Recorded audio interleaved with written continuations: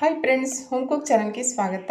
ಇವತ್ತಿನ ರೆಸಿಪಿ ಆಲೂಗಡ್ಡೆ ಬೋಂಡ. ಆಲೂಗಡ್ಡೆ ಬೋಂಡ ಅಂದರೆ ಅದು ತುಂಬಾ ಕೆಲಸ ಆಗುತ್ತೆ. ಅದನ್ನು ಮಾಡ್ಕೊಳ್ಳೋದು ಬೇಡ, ಅಂಗಡಿಯಿಂದ ತಂದ್ಕೊಬಿಡ್ಬೋದು ಅಂತ ಅನಿಸುತ್ತೆ.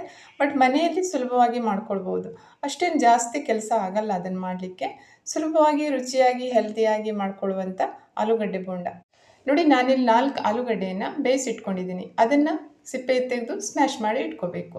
ಅದರ ಜೊತೆಗೇ 1 ಇಂಚಷ್ಟು ಶುಂಠಿ, ಒಂದು 7ರಿಂದ 8 ಬೆಳ್ಳುಳ್ಳಿ ಹೆಸಳು, 3 ಹಸಿಮೆಣಸಿನಕಾಯಿ, ಖಾರಕ್ಕೆ ಅನುಗುಣವಾಗಿ ಜಾಸ್ತಿ ಬೇಕಾದರೆ ಇನ್ನೊಂದು 2 ಹಾಕ್ಕೋಬೋದು. ಅದನ್ನು ಸರಿಯಾಗಿ ಜಜ್ಜಿ ಇಟ್ಕೊಳ್ಬೇಕು. ನೋಡಿ, ಮಿಕ್ಸರಲ್ಲಿ ಗ್ರೈಂಡ್ ಮಾಡಿಕೊಂಡ್ರೂ ಆಗುತ್ತೆ, ಈ ರೀತಿ ಜಜ್ಜಿಕೊಂಡ್ರೂ ಚೆನ್ನಾಗಾಗತ್ತೆ. ಹಾಗೆಯೇ 1 ಹಿಡಿಯಷ್ಟು ಕೊತ್ತಂಬರಿ ಸೊಪ್ಪು, 7ರಿಂದ 8 ಕರಿಬೇವಿನ ಎಲೆ, ಇವೆರಡನ್ನು ಸಣ್ಣಕ್ಕೆ ಕಟ್ ಮಾಡಿ ಇಟ್ಟಿದ್ದೀನಿ.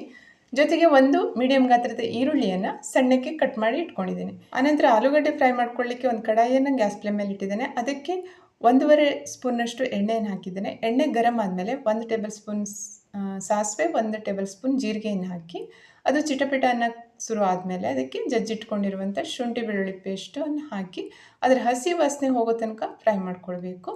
ಆನಂತರ ಸಣ್ಣಕ್ಕೆ ಕಟ್ ಮಾಡಿ ಇಟ್ಕೊಂಡಿರುವಂಥ ಈರುಳ್ಳಿಯನ್ನು ಹಾಕಿ ಇದು ಸಹ ಹಸಿ ವಾಸನೆ ಹೋಗೋ ತನಕ ಫ್ರೈ ಮಾಡ್ಕೊಳ್ಬೇಕು. ಕಟ್ ಮಾಡಿರುವಂಥ ಕರಿಬೇವಿನ ಎಲೆಯನ್ನು ಹಾಕಿ 1 ನಿಮಿಷ ಫ್ರೈ ಮಾಡಿಕೊಂಡು ಅರ್ಧ ಟೇಬಲ್ ಸ್ಪೂನ್ ಅರಿಶಿನ, ಆನಂತರ ರುಚಿಗೆ ತಕ್ಕಷ್ಟು ಉಪ್ಪನ್ನು ಹಾಕಿ ಈರುಳ್ಳಿ ಮತ್ತು ಅರಿಶಿನ ಸರಿಯಾಗಿ ಮಿಕ್ಸ್ ಆಗಬೇಕು.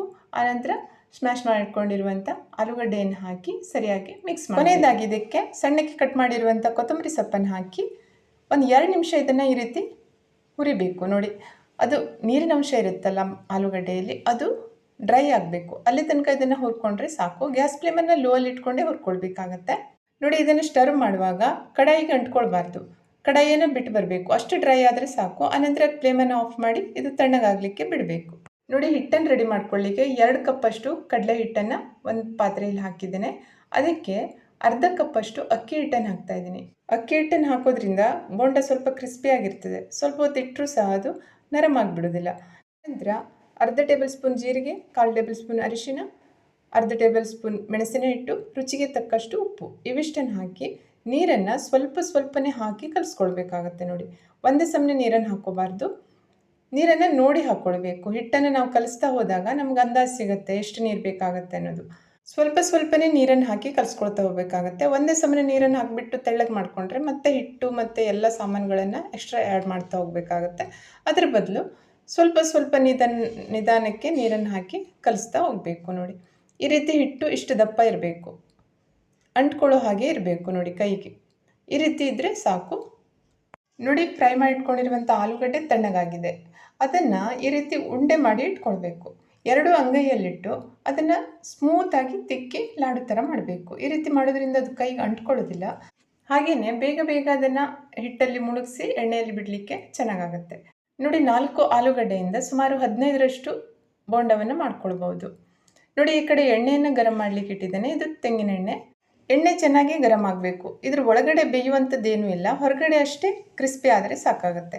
ಅದಕ್ಕಾಗಿ ಎಣ್ಣೆ ಚೆನ್ನಾಗಿ ಗರಂ ಆದಮೇಲೆ ಈ ಉಂಡೆಗಳನ್ನು ಕಡಲೆ ಹಿಟ್ಟಲ್ಲಿ ಮುಳುಗಿಸಿ ಹಾಗೆಯೇ ಎಣ್ಣೆಯಲ್ಲಿ ಬಿಡಬೇಕು.